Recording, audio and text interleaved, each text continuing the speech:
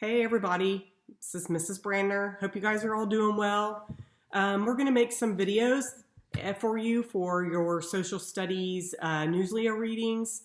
And this is the student teacher that we were going to have with us this quarter. Unfortunately, you guys won't all get to be together in person, more than likely, but this is Haley Mays, Mrs. Mays. Hello. She is going to help me read some of these articles, and I'm going to give her a second to tell you a little bit about herself, and then we'll read the articles for you. All right, so like Ms. Brainer said, my name is Haley Mays. I am from around the area. I love helping you guys out, so if you need any questions, feel free to reach out, and we're here to help you with anything you need. So Yeah. Hope you guys are doing okay. Yeah. Miss you guys. All right, so this is the first article that they had posted. It's the agriculture in the Fertile Crescent, and Mrs. Miller and Gevedon should both have this in your classrooms. So I'll read it to you, and then I can't see the quizzes the way you can because they all come up in a different order, so you're going to have to do what you can with the questions. Just do your best. That's all I want you to do. But this is an article that is about the Fertile Crescent and the Middle East Mediterranean basin. So we're going to talk about that. And if you guys have any questions, you can always shoot me an email back here on your Google account in my Mrs. Brandner's classroom or through our email. So here we go. The Fertile Crescent is the region of the Middle East and the Mediterranean basin. Today, it is in the countries of Iraq, Syria, Lebanon, Cyprus, Jordan, Israel, and the Palestinians area, and Egypt. Even parts of Turkey and Iran were in the Fertile Crescent. This area is seen as the birthplace of agriculture. 7,000 years ago, this area was not as dry as it is today. If it was blessed with fertile soil, two great rivers, the Euphrates and the Tigris, and the hills and mountains to the north. Geography. The region produced a wide variety of crops. In very good years, up to 100 times more grain was harvested than in an average year. Many harvests were destroyed by drought or flooding. Artificial irrigation systems existed, but people prefer to rely on the rainy, hilly areas to ensure a more even spread rainfall. And you guys remember that irrigation, that's where they dig the ditches to get the water into the crops. We've talked about that for other things as well. In the drier regions, agriculture was only possible with irrigation canals. The Utarians were the masters of canal building. Many of their irrigation systems still exist. The main canals were generally created and maintained by the state, and the small ones by the farmers themselves or the local communities. Irrigated farmland, as is still the case today, was under constant threat of salination.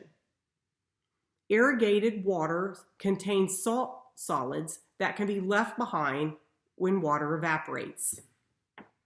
Salt can then build up to high levels that make it more difficult for plants to get water from the soil. It may even kill their crops.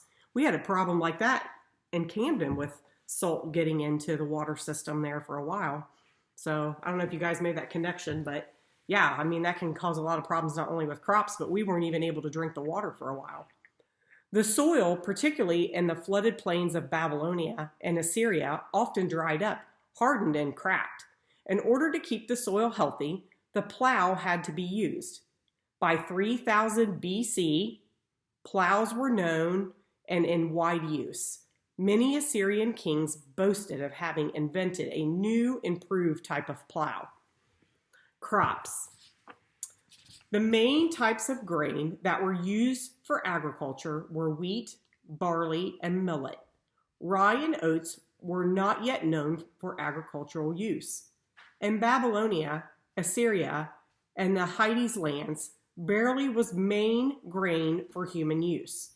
It was widely used to buy other goods. Flatbread was made from it. The smallest unit of weight was the equivalent of 1 grain or 1/22 gram. Beer and luxury foods were made from wheat. Other agricultural products include sesame seed, which was widely cultivated and used to make oil. Olive oil was produced in the mountains. Flax was used to make linen cloth. Peas were cultivated in Mesopotamia, while lentils were preferred in Palestine. Figs, pomegranate, apple, and pistachio groves were found throughout the Fertile Crescent. In villages and cities of southern Mesopotamia, groves of date palms were common. The dates were eaten either fresh or dried, and palm wood was also used in crafts, but not in construction. Harvest and storage. Harvest required significant manpower. There was immense time pressure to complete the harvest before winter set in. Grain was cut with sickle, dried in shacks, and threshed by driving animals over it to tread out the grain. This removed the husk from the grain. The grain was then either stored in granaries or transported away along the waterways. Sometimes it was even exported to other countries. In the granaries, cats and mongoose were used to protect the stored grain from mice. All right, so there's agriculture in the Fertile Crescent.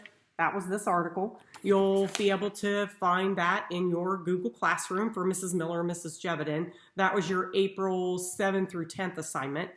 If you have any questions when you're taking the quiz, shoot them to me. We'll keep these articles handy so I can try and help you guys out with that. Hopefully it won't be too difficult. And look for our next reading for April 13th through 17th article in another video.